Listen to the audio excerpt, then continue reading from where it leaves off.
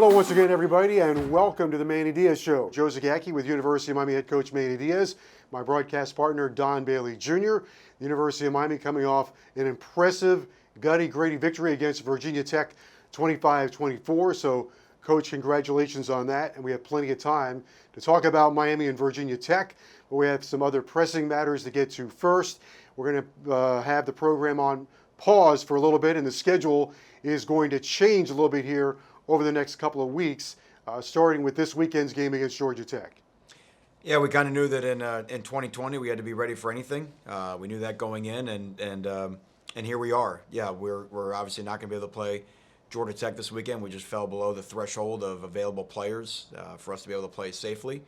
We'll be off the next couple of weeks, but that will give our guys a chance to get healthy, to get well. We got to continue to battle the virus. We've got to double down on our protections because it's obvious that it's spread in our community is at as high of a level as it's been at any point this year. But if we do that, we got a little run in December, and all of our goals still to play for. Okay, so let's go through the schedule. We were supposed to play Georgia Tech this weekend. That game has been postponed. The Wake Forest game the following week has also been postponed. The season will resume on December the 5th against Wake Forest. Then the Hurricanes will play at home on December 12th against North Carolina. And then, if needed, we'll play December 19th against Georgia Tech. You could be in the ACC championship game on the 19th, or you could play Georgia Tech on the 19th. Yeah, that all sounds great to me, right? I mean, here we are in mid-November talking about playing for the ACC championship. I'll tell you what I just told the players. The way I look at it is, we got a chance to get well, and again, like I mentioned, we have to be, even more diligent against the virus. But we got a 2-game season, and if we win those 2 games, it won't be easy. We win those 2 games, we're going to look at our records and see if we got a shot at 8-1 in the ACC to get into the ACC championship game. If for whatever reason 8-1 doesn't get us in, then we got one more game to play, and odds are if we win that game, that you're looking at a New Year's Day bowl game. So big time goals for our program, a chance to go, finish the year 10-1, win a big time bowl. So a lot to play for, and worth keeping this team healthy and strong and together for.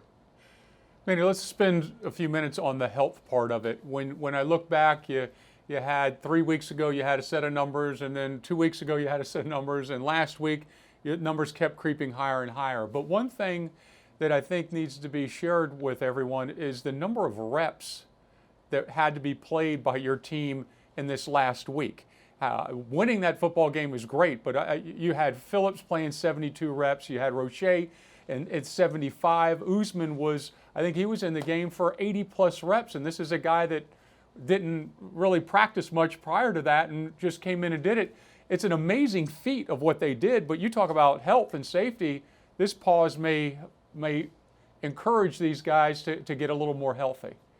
Yeah, we need it. And to your point, yeah, we had a lot of guys play a lot of snaps and some really gutty, heroic efforts in Blacksburg, but we knew we were on the brink this past week, and we have studied every data point that we have in terms of how this virus spreads inside of our program, and our medical people, not me or not our athletic people, but our medical people, that they have found no connection. I mean, what just shows that it's community spread. It's coming in through the outside, and it is a warning that it is not a Miami problem or a college football problem. This is a problem that we still, obviously, all these months later, of all the things that we've done, we've still not appropriately dealt with. So we know what we can control. We know what we've got to do, and to your point, getting our depth back and getting our numbers back and just getting our team back together again. This team's got something special about it. I just want to see them all back together again for this final stretch run. Coach, before we go back to the Virginia Tech game, to wrap this up and the season on pause, we'll resume on December 5th. You mentioned talking to the team. When you talked to them and you looked at them in the eye, what did you see? How did they respond? And then, maybe just as important, how do you think they're going to respond? Well, if I can judge by what they've done this entire year, I think they'll respond well. I think we've got great leadership. We've got some guys that want to accomplish some big time goals here at the school, and So it's hard to tell. Our meeting was on Zoom, because obviously we didn't bring everyone into the building today, so you don't ever know, you can't see everybody really eye to eye on Zoom like you want to, but we'll slowly build it back. We'll start with socially distant workouts, and then we'll get back into practice and get back into that game week flow, and get ourselves ready to go again. And I want you to share with everyone how hard it has been and how big of a challenge it has been to win a football game, but also to try and win against the virus. These guys are spending every waking moment, just as the staff is in this entire athletic department university, about how to keep things as normal as possible. But at the end of the day, there's adults leading kids, and I think these adults, you included, of course, are doing a fantastic job, but these kids are just, the way they're buying in is as special a thing as I've ever seen. Well, and I'm so proud of them because they've fought the good fight for a long time. And if they didn't do right in June and July, we may not even have had a season. Correct. So I don't fault them. Look, I'm sick of it. You're sick of it. Everyone's sick of coronavirus. I get it. But it's a little bit like sports. You don't get last week's win doesn't guarantee you this week's win. Right. And you can do all the right things for 20 days in a row, and if you don't do something right on the 21st day, the virus is still there. You don't get to save up. You don't get momentum from having 20 good days in a row. So, and that's where we're at, and that's where we're at as a country. And so we're here where we are. It's the rules of engagement, but that's, to our league's credit. They were able to act quickly, and like we've seen around college football, we're not immune to this ourselves. Schedules get moved around. Games get moved around, and we built the season to have that type of flexibility, so we can still compete and play all the games we need to play. Okay, so we have a 3-game season remaining, and one way or the other, going to get to 3 games here that we see coming up. So we see what the path is for the University of Miami. The reason you have a clear path is because you won another game. Virginia Tech, 4 games in a row, and that was a hard game to win, but your team found a way to win again in the fourth quarter. They really did. We've won 4 close games, but they've all been a little bit different in personality, and this one was certainly different than a week ago in Raleigh because, we didn't play very well in offense. And Virginia Tech came out with all guns blazing, which we kind of knew they would. They had gotten the one-time speech after their really, tough loss to Liberty the week before. And they played about as well as they can play on defense. I have to give them credit. They played very hard. They tackled very well. They did a lot of things better than they had done on film. But we just didn't feel like we were our competitive best. We felt like we were missing blocks, missing runs, not hitting holes, missing throws, and that we could be better. So sometimes in some of those games, you just got to hang in there, and you just got to keep grinding. You got to keep grinding. And it was a weird game because in the third quarter, we felt like we were really not in it, but it was still a 1-possession game. You're down by 8, and sometimes it felt like you're down by 80. And I kept going down the sideline saying, I'm not really good at math, but it is a 1-score game, right? And the kids were like, yeah. I'm like, well, let's go get a score. I mean, we're that close. And to our offense's credit, like the way they've been all year, they don't get down on themselves, and they found a way to solve the problem, right? Good teams understand you got to solve the problem of how to win a game and got to score. And then the defense really came through with some big stops, a big field goal hold in the second half, and then 5 stops to end the game, and the offense was able to make the drive, make a play, and then the D went out there and let it stand. Manny, I don't want to go another second without talking about Lou Hindley and what he did. Let's just take his last 2 kicks. I mean, he kicks at a 52-yarder, and then he lands one, I guess, down at the 3 for Virginia Tech to have to drive. And what an accomplishment and of what he's done since he's been here. Wins games. Yeah. Absolutely wins games. It was fun, when Lou first got here and, hey, look at the Australian and the tattoos. The guy's a game winner for us. Yep.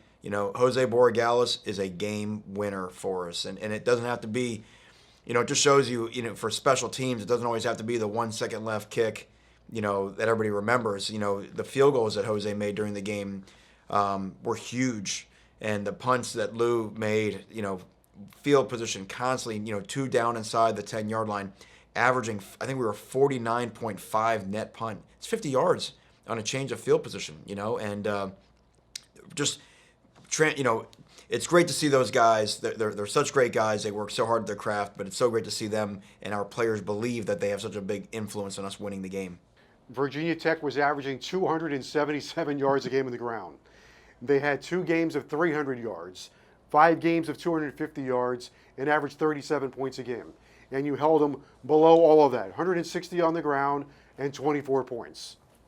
Yeah, I thought, that if you have all those numbers that you mentioned, that means somebody's blocking, right? And Virginia Tech had as an accomplished offensive line as we would play in the ACC. So it was a big challenge for our defensive front. And I thought the way that, certainly Jalen Phillips, but John Ford, Nesta Silvera, the linebackers behind him, Bradley Jennings at middle linebacker, they were going to have to play well for us to really slow them down. And they really did. Obviously we had a poor technique on the long touchdown run by the quarterback. But other than that, I thought we really did a nice job. And then we're able to get after the quarterback in the passing game. And those were just key plays. Just Miami defense, again, multiple TFLs and sacks. It looked more like the way we want our defense to look. Manny, the reputation this team is gaining is a fourth quarter football team. And I think, at least from my perspective, that's about as ultimate a compliment as you can give a football team, because first of all, it means you're conditioned. Second, it means you're ready to withstand anything there is for 3 quarters. And it also shows that you are unwilling to quit. Everybody tries to walk around with 4 fingers in the air and pretend to be a fourth quarter team. This team is proving it. That's exactly right. Refuse to lose is kind of what this team's got into it. And we talk it. We believe it. We talked about that in our team meeting on Friday, as we're kind of looking at our pathway to victory. Our thought process is like, hey, get the game in the fourth quarter. We know we're going to win. And that's exactly what we did. And we remind them when we got to the 4 fingers, put them up and say, hey, this is where we want to be, right? We're right here. It's fourth quarter. But to your point earlier, Don, the amount of snaps that some of our guys had to play and still be able to contribute with relentless effort in the fourth quarter, that shows you that we are in great condition, and David Feely and his staff have done a great job with our guys. There are so many talking points on this game. Some will carry over into the next segment, but as we wrap this one up, the game-winning drive for you starts inside, I think, the 5-yard line. Another long drive. Yeah. And a freshman, Don Chaney, runs really hard, and then, of course, you get another great pass, another superhuman pass from De'Aaron King to Mark Pope right down the middle of the field. You mentioned it, though. You mentioned the runs. And obviously we didn't run the ball as well as we wanted to. Didn't play as well up front as we wanted to. Didn't play as well anywhere on offense as we wanted to, not just up front. But, there's something to be said about, it's fun to see the big knockout shot, and our offense has had a lot of big knockout punches throughout the year. But this is one of those games where sometimes you just got to keep punching the guy, body blow. And some of those runs by Don on that last drive, and all that started happening is, again, they just started creeping closer and closer to the line of scrimmage, and that's why Derek was able to make that great throw to Pope on an RPO, because they got every guy they got, basically, right there in the line of scrimmage, which means if you can pop it over their head, they're all out of people, and that's exactly what happened. We'll continue with University of Miami head coach Manny Diaz in our breakdown segment coming up next. It's now time for the breakdown segment with head coach Manny Diaz. Coach, what do you have for us? Got some disruptive defense. We had some guys really get after their run game, a really good offensive line, a team we've got a lot of respect for their offense, and we knew we had to win up front. And I thought, in a game of back and forth, I thought we won enough of our one-on-one battles to slow down a really powerful offense. Okay, let's take a look. Yeah, so this is actually the first play of the game, which really is going to set a tone. And I know, Don, you hear me say it all the time, but I always love when the play is on the line, and you can see our defensive line attack the line of scrimmage and really see those guys get up off the ball.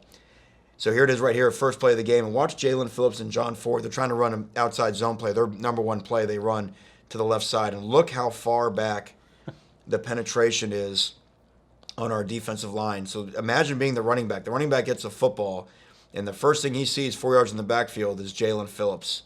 And then John Ford's right there. I'll show you from this camera angle right there. And again, watch the aggressiveness. Watch how they attack. They're vertical. They get up the field.